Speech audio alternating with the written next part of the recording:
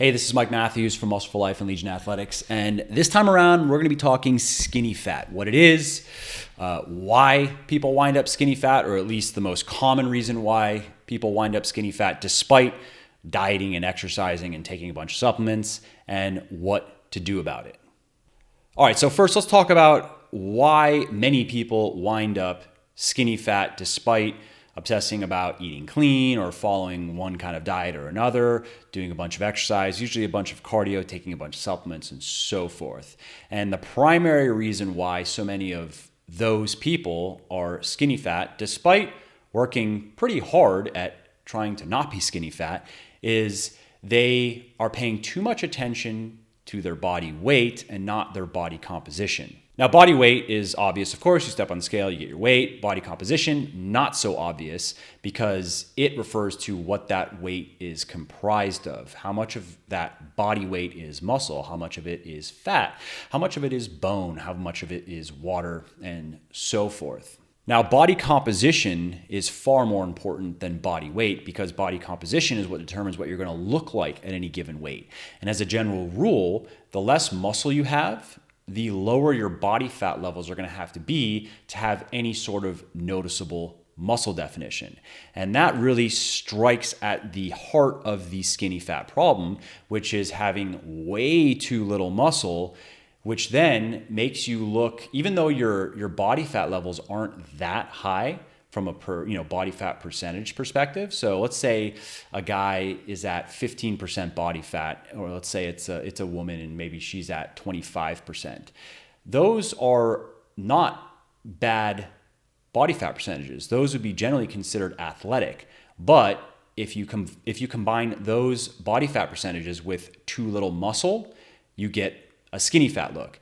If, however, you add quite a bit of muscle, so if you take a guy or you take a man or a woman with above average muscularity and you put them at 15 and 25% respectively, they look very different. And so the goal then is, even when people say, they want to lose weight, really the goal is not just to lose weight, but to lose fat and not muscle. And then if somebody says they want to gain weight, the goal is not just to gain weight, but it's to gain muscle and not fat, or at least gain as much muscle as you can with as little fat gain as possible. So the first thing here is to, again, rewire your thinking toward body composition and away from body weight.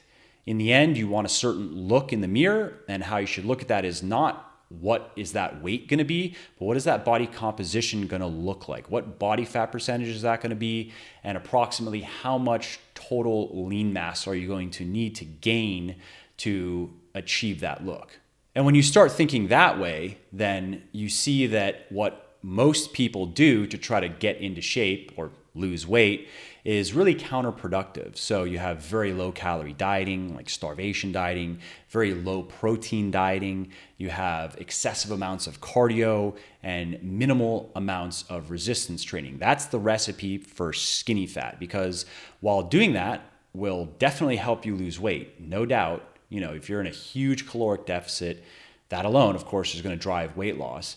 But then if you add on top of that low protein intake, excessive cardio, and little or no muscle training, yes, you're going to lose a lot of weight. You also, you're going to lose a fair amount of fat, but you're also going to lose a fair amount of muscle. And that's bad. That's really what contributes to the skinny fat look.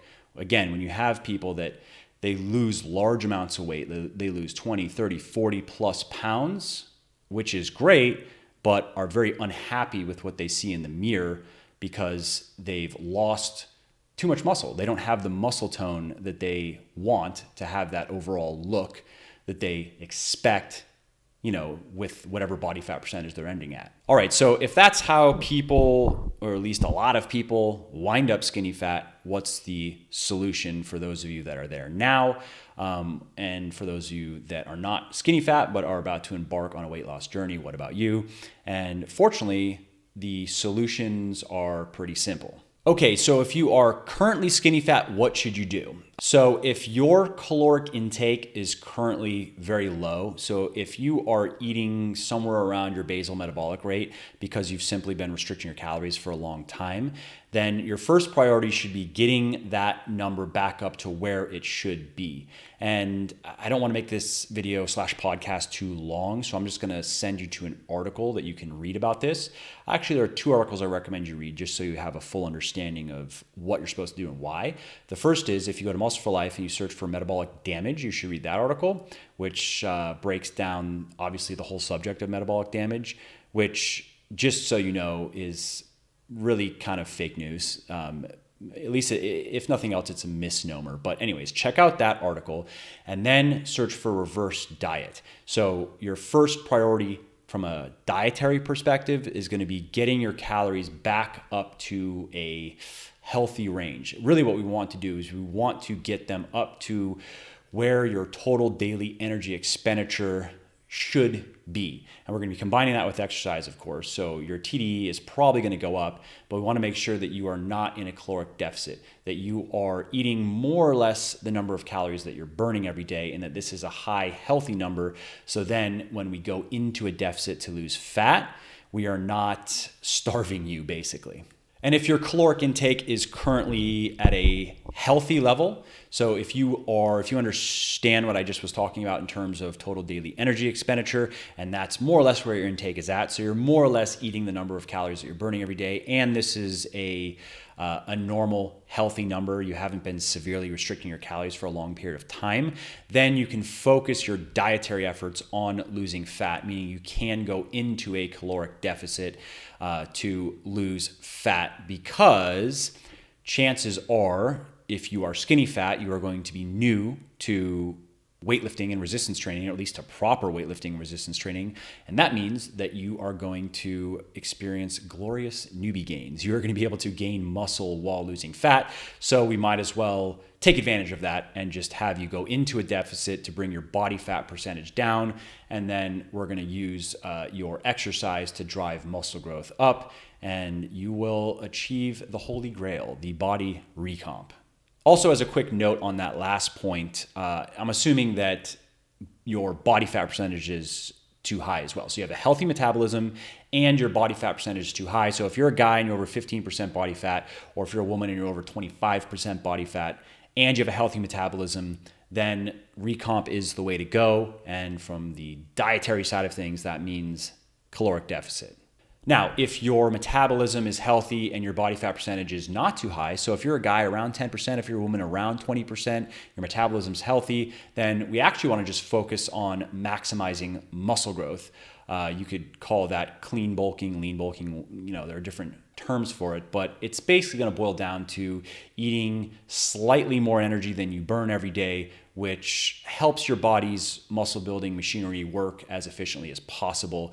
And if you want to learn more about that, head over to legionathletics.com and search for clean bulk, and you will see an article that I wrote on it. Now, in terms of exercise, and this applies to all 3 cases noted above, you want to focus the majority of your efforts on heavy compound weightlifting. And by heavy, I mean working with 75 to 85% of your 1 rep max. By compound, I mean, of course, multi-joint exercises, compound exercises that involve multiple muscle groups, as opposed to isolation exercises that involve, just 1 joint movement or 1 muscle group. Now, in terms of cardio, you actually don't have to do any to lose fat. The diet and the weightlifting will be enough. However, doing cardio does help speed up the process. And so I myself do like to include cardio in my routine when I'm cutting. The key though is not doing too much, because it's going to interfere with your weightlifting, and it's probably also going to accelerate muscle loss. So what I recommend is that you do no more than an hour and a half to maybe 2 hours of cardio per week when you're cutting. And you can start even lower than that. You could start with 30 minutes or maybe 60 minutes of cardio per week when you're cutting. And then as time goes on and you need to keep your energy expenditure up, then you add a little bit more cardio, but you never get excessive. And in case you're wondering what I myself like to do, I like to do 25 to 30 minute high intensity interval sessions when I'm cutting, and I'll do 3 to 4 of those sessions per week. I prefer biking because it's convenient. I have a little bike down in my exercise room in my basement. And also research shows that biking is one of the better forms of cardio for minimizing the interference effect with the weightlifting. All right, so that's it for this video. I hope you found it helpful as usual. If you did, please give it a like. YouTube likes that. And leave a comment down below. Tell me what you thought. And also, if you want to get notified when my next thingies go live, hit the subscribe button, hit the bell, and YouTube will do the rest. Thanks, and see you in the next video.